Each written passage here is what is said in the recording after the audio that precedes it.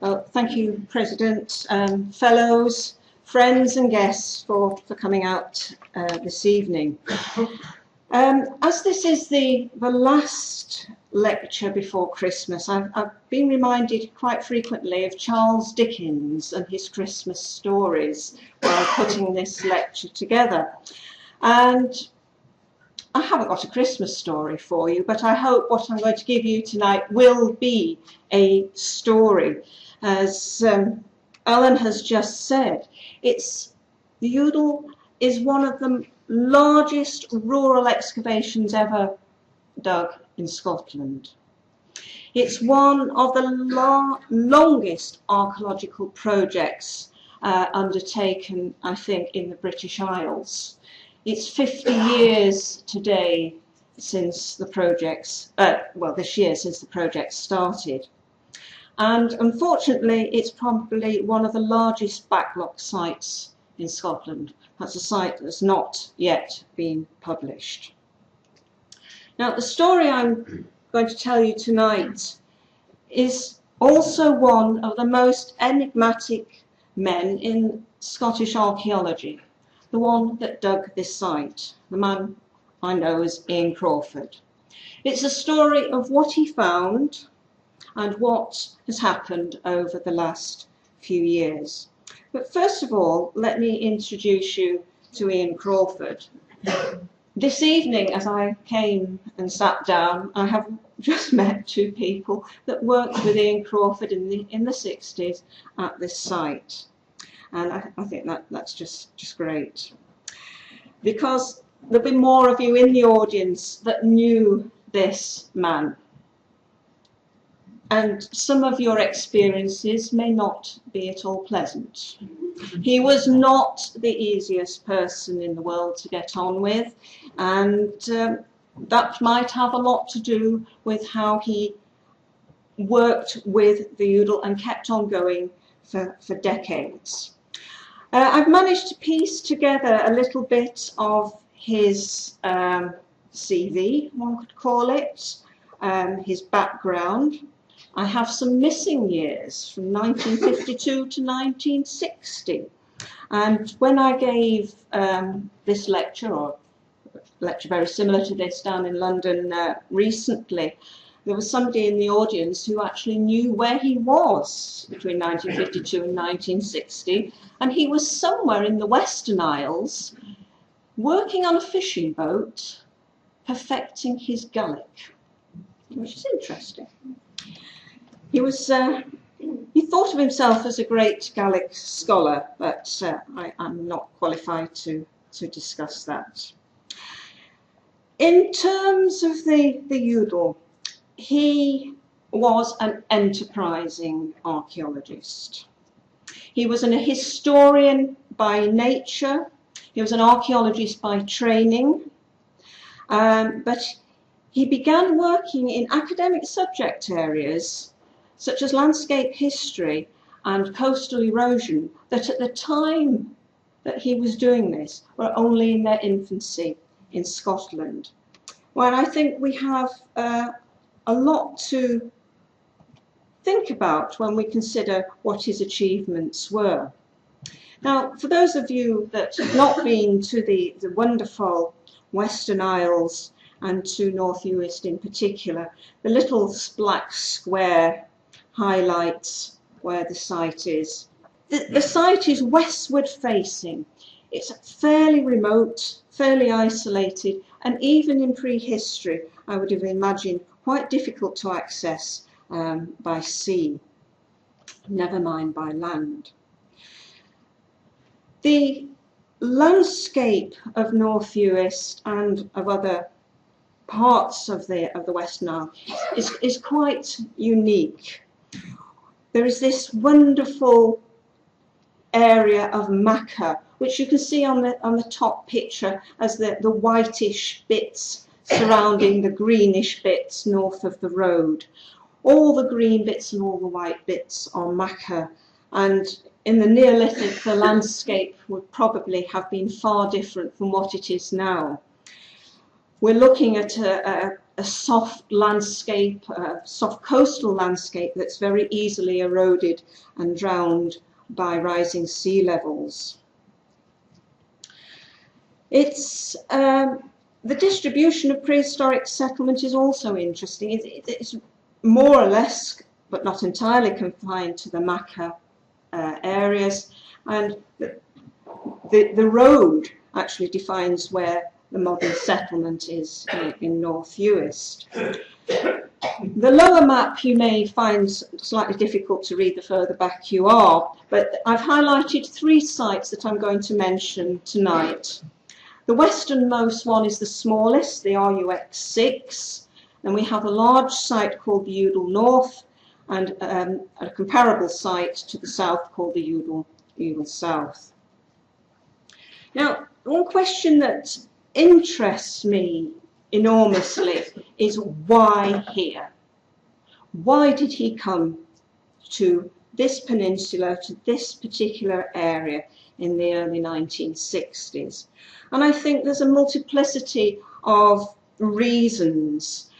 Perhaps working on fishing boats in the Western Isles, he may have come across this area. I don't know. He certainly got to know the works of Erskine Beveridge, who wrote about his exploits and the archaeological remains in North Uist, which was published in 1911. But what interested Crawford was looking for a site that had both documentary papers as well as hard evidence on the ground. He was looking for joining up the documentary evidence and the archaeology, and he wanted to explore something that had already been written about in documents. He was interested in pursuing modern settlement backwards in time, and the Udal provided him with a most unique set of parameters to be able to do that. Now, Crawford wasn't just interested in archaeology. I mentioned he was a historian. He was very much interested in ethnography, environmental studies I've mentioned, climate change. As I say, he pursued these for over 30 years, and these were subjects that have developed into what they are today.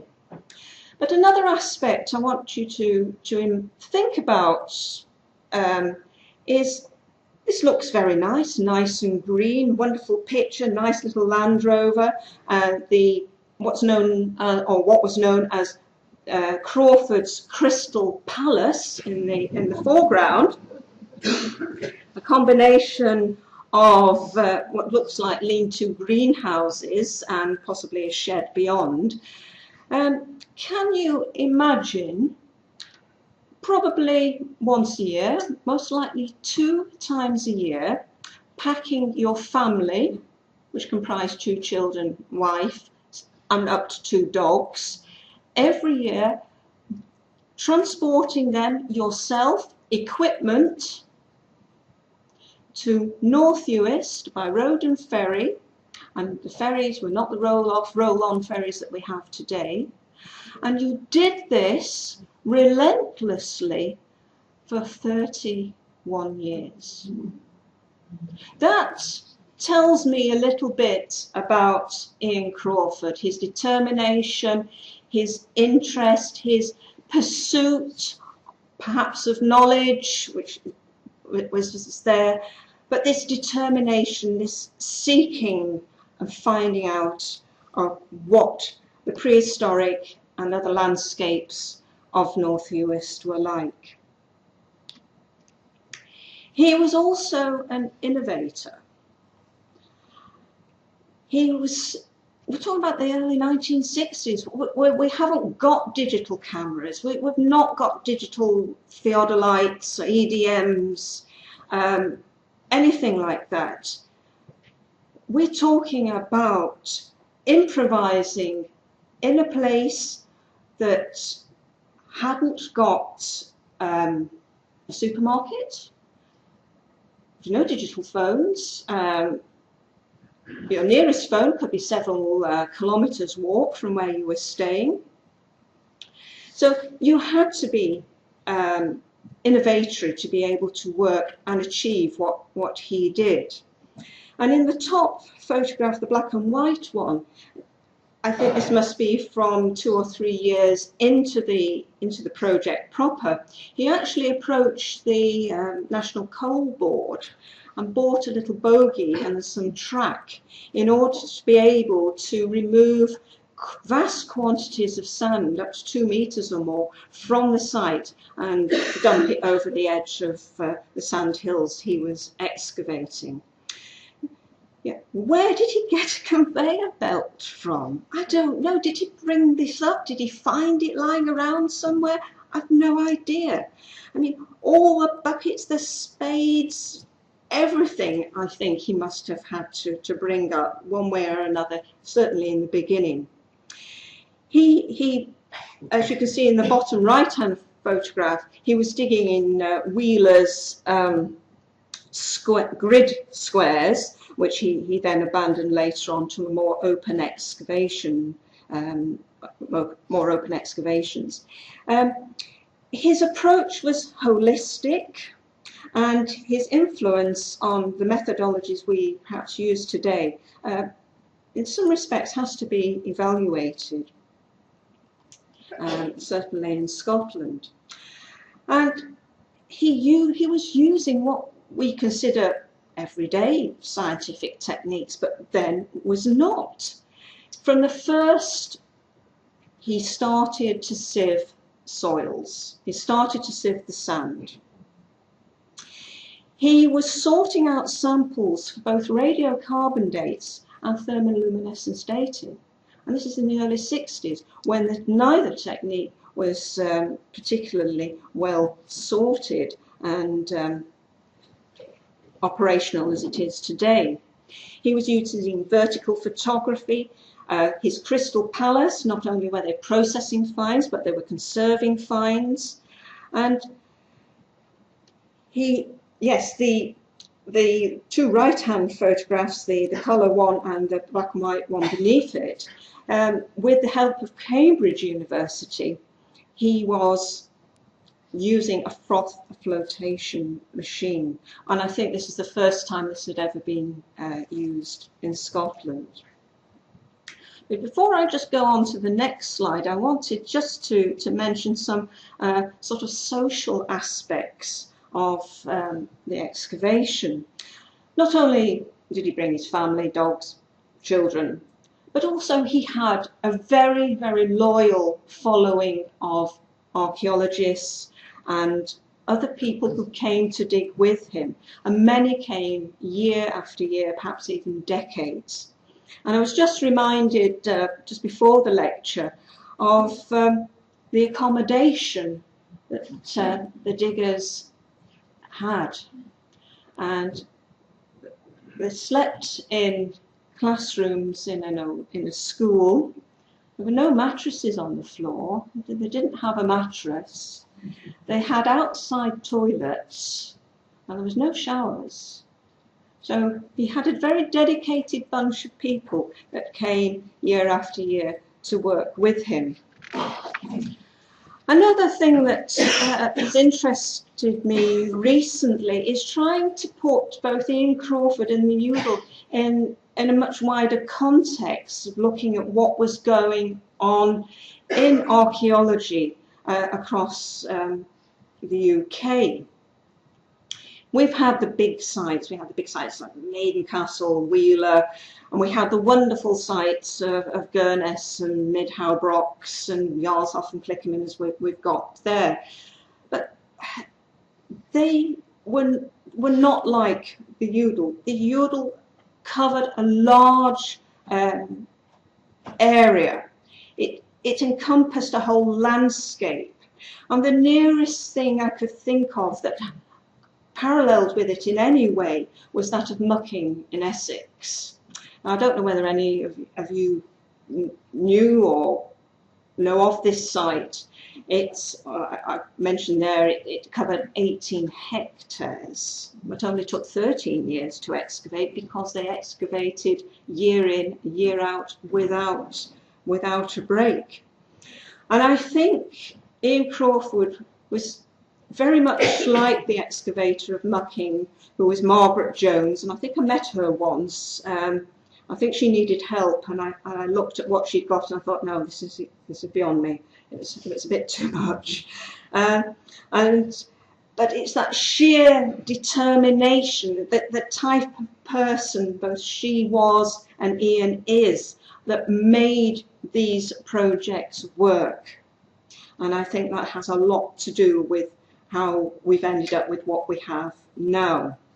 And just for comparison, the Udal was about a quarter of the size of Mucking, and it produced a quarter of the samples and finds. Now let's just broaden the story out a little bit and have a look at what he actually achieved. The three sites are highlighted here on this map, and I did a little bit of research on the Udal North, which is an area of sand ablation now. It's not covered in vegetation, but on aerial photographs from the 1940s, it was also exposed, and this was the area he targeted first. I have a series of three slides here. This is one of the earliest ones, 1963. Beautiful car, I do like the car, but you can see the amount of stone that's coming out of the sand on the highest point there, and this must be before he actually started excavation. And then I think this is about 1967. You can see the difference that he'd lowered the top of this large sand dune and was excavating quite happily in the middle of it all. And although this is a poor photograph because of the lack of definition, it does show that the profile changed quite considerably over the years.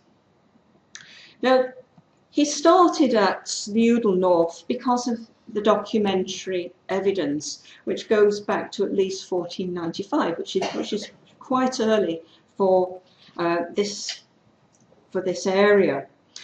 The actual occupation of the Udal as a place where people lived sort of ended round about the beginning of the 18th century due to, I think, a significant accumulation of blown sand.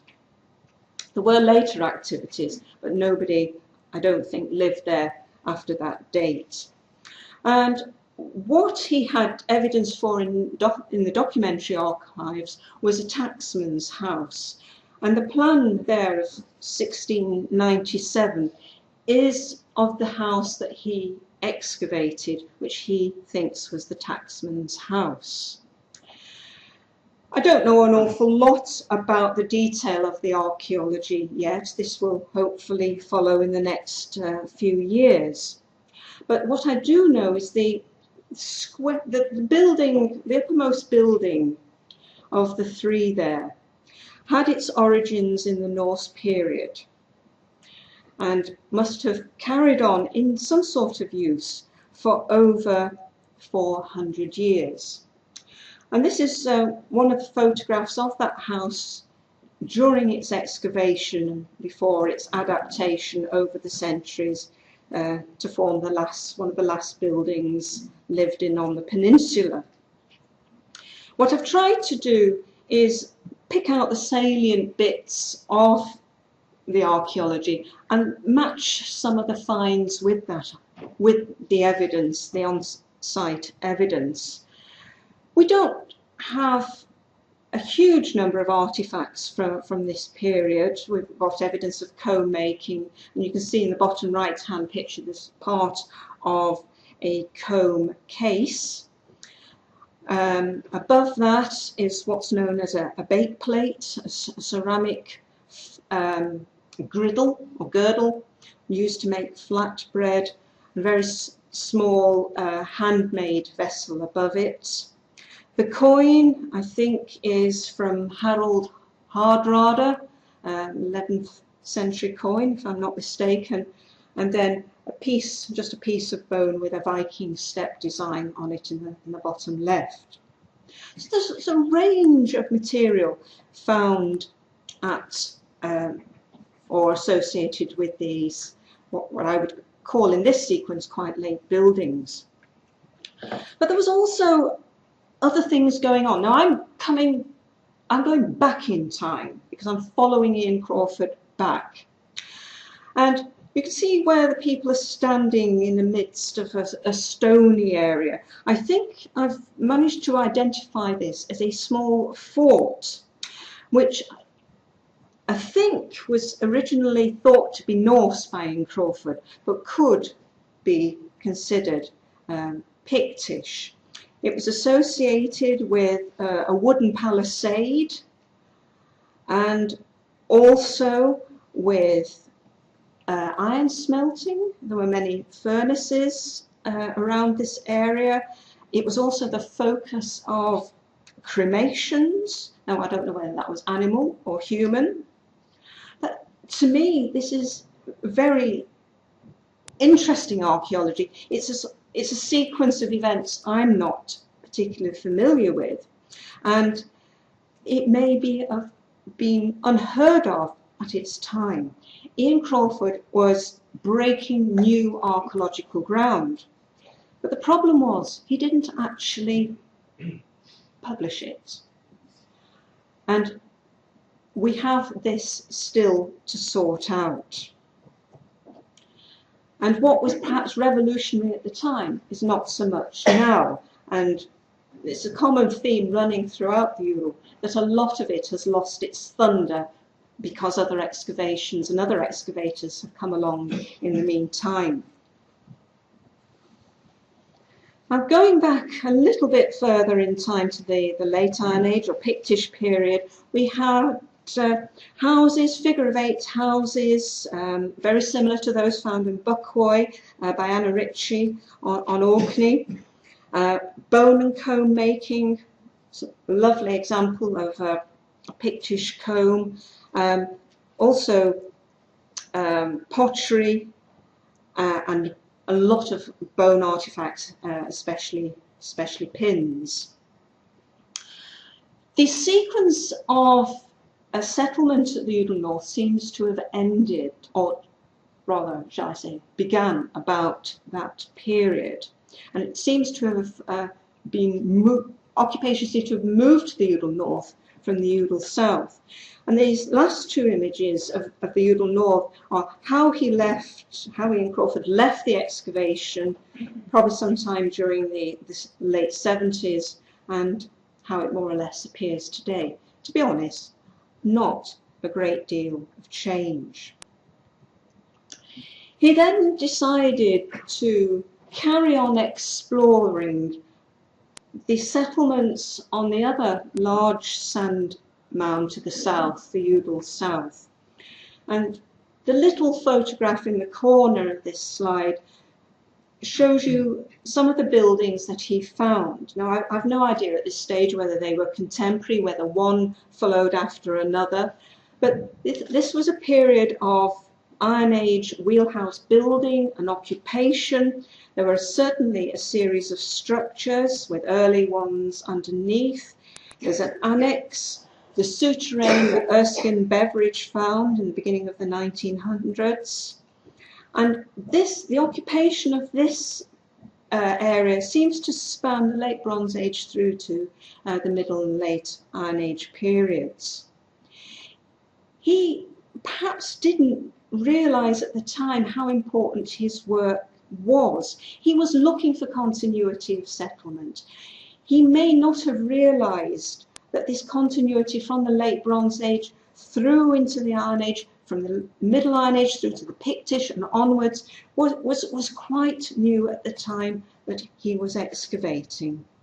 And as I say, it's just a shame that he did not publish. The wheelhouses were not all built to the same pattern. Some were aisled, some were not.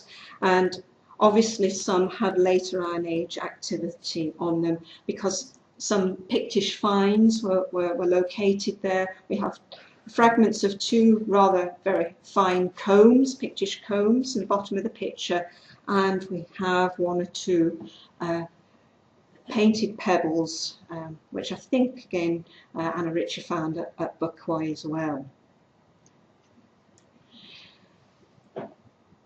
The sites he found in the Udal South were quite complicated with their internal arrangements, their range of interesting finds. The one on the left, an imitation little sword, it's not very big, just over 10 centimetres, was possibly used in weaving for battening down the little warp or weft threads. It's certainly been used at one end.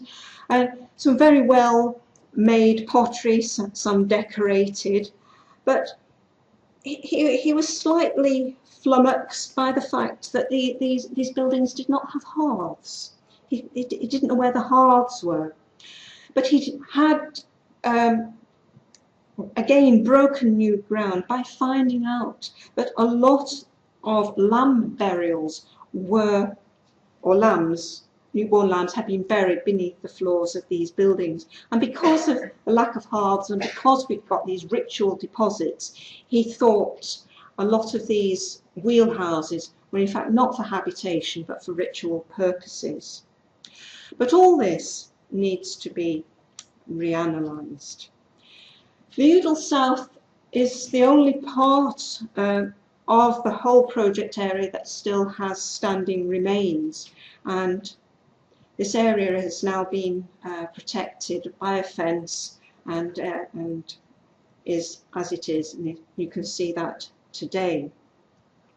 But the third site I want to just briefly introduce you to is the earliest, that of the Bronze Age and the Neolithic, situated now on the coast, or in fact it isn't now on the coast, it's been taken by the sea, but there we go. On the very right-hand bit of this photograph, just before the water, there is a slight mound, and that was the bit that became threatened during a very unusual erosion of this area in 1974. But he started in the 1960s to explore this area, looking for continuity of settlement from the Udal South westwards to the sea. His work was quite, again, innovatory in that he was finding monuments that until that time had never actually been dug and not classified. And I think this curbed cairn, this Bronze Age curbed cairn, was part of that new type of monument. Certainly had three phases of evolution, but beneath that were over 50 circular Bronze Age burial pits dug into the sand and quickly backfilled. But beneath those, there was evidence of Neolithic settlement. And again, he had this continuity of building on building, or building below building below building. And he found two circular Neolithic houses with associated finds, and one including this polish axe, which one member of the audience kindly provided with him fairly recently. He got a lot of radiocarbon dates. He's got pottery, tiny, tiny worked flint. It's a mirage of material we have that we're not entirely sure what we've got or what the sequence of events is yet. But he had a standing stone, he had settlement that predated the machair, and this I think we really need to test. And I think he'd actually at this point gone where other archaeologists had not actually gone before, or perhaps if they had, they may not have recognised that they'd been there. Well, after all the toing and froing with family, dogs and children and equipment, he had to bring home the finds. And this must have been a major undertaking. And I put in the bottom of this slide, he started his work at the Udal when he lived in Scotland. He then moved to Cambridge, and everything went south with him. And then finally he came back up to live in Dumfries. And this is where I met him and worked with him during the early 2000s. But all this movement of artifacts and samples was not necessarily a good thing. Certain things got damaged. I've got evidence that there was certainly water damage. Perhaps that was when things were in Cambridge. I've no idea. A lot of vermin damage. Things have obviously got lost. You know yourself, moving house, you never find the box that's got all your bits of missing bits in. So there's still a lot of things missing. And I recently found reference to a silver ring. No idea where that is. No idea at all. But in this is what I saw in his basement. He had 3 bays of this stuff in tea chests. I don't know where he got the tea chests from, but there were over 80 of them. And Hague whiskey containers. I mean, there were hundreds of these. Tomato boxes, apple trays, fishing boxes, onion nets, you name it, he had to adapt. But we have to remember, he didn't have a supermarket to go and get his stuff from. You couldn't just go online and order 3,000 small finds bags. He didn't have that opportunity. He had to adapt and use what he had. But in 2008 there was a crisis. And I'm sorry it's a dramatic photograph, and perhaps I shouldn't put it here, shouldn't have it at all, but this is how it affected me personally. I received a phone call. Ian Crawford had become ill, and he had been removed to a care home. He was not at all well. And the family were having to reorganise their home and needed the Udal out, away.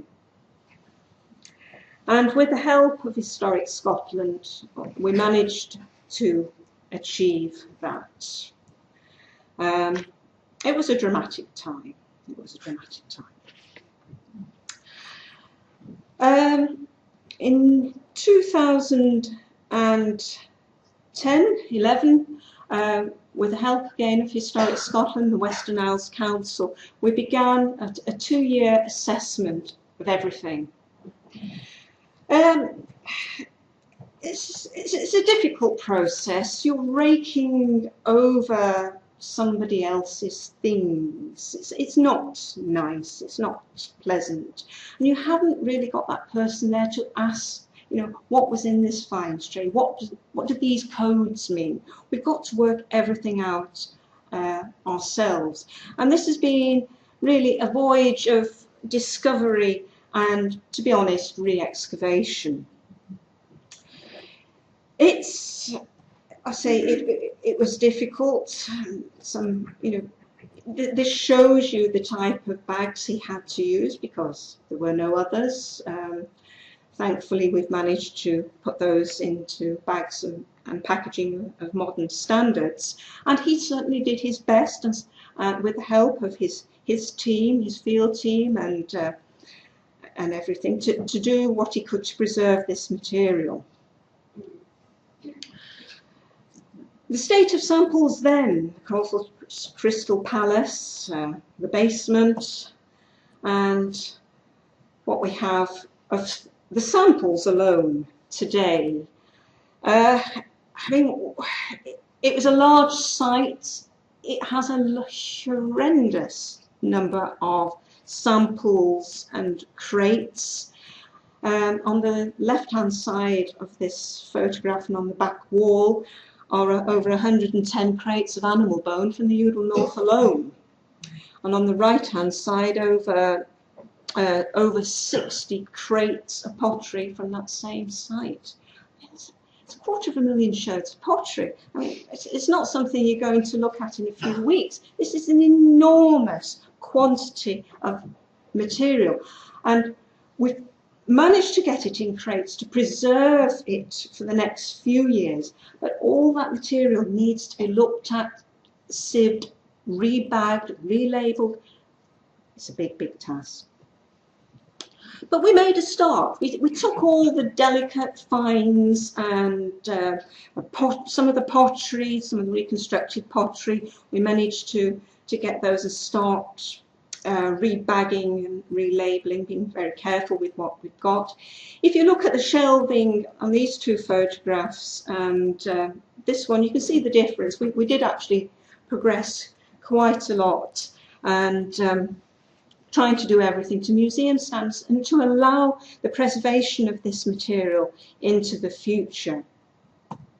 But another thing we managed to achieve during the 2 years was to inform the local community in North Uist. They'd not really been part of the excavations there. Some people took volunteers and diggers onto site in the back of a tractor trailer and took them home again in the evening. But the local community were left without knowledge about what was found in their own backyard, for example.